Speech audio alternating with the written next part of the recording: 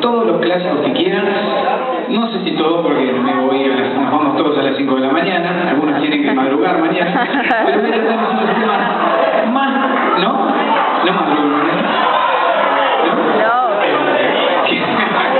Hay un mantenido, otro no, yo laburar, ¿qué? Estudiar, ¿qué? No. Está bien. Después vamos todos a festejar a Zamora Rosa. Todos derechos, ¿verdad? Sí, todos nos divertimos. Seguimos cantando allá. ¡Pato, mi amor! ¿Sí? Gracias por la lucecita, qué lindo. Se ve re lindo acá, ¿eh? Se ve re lindo. Gracias, ¿eh? Gracias por la bienvenida también, me estuvieron recibiendo en el aeropuerto. ¡Qué lindo que es! ¡Qué lindo que es!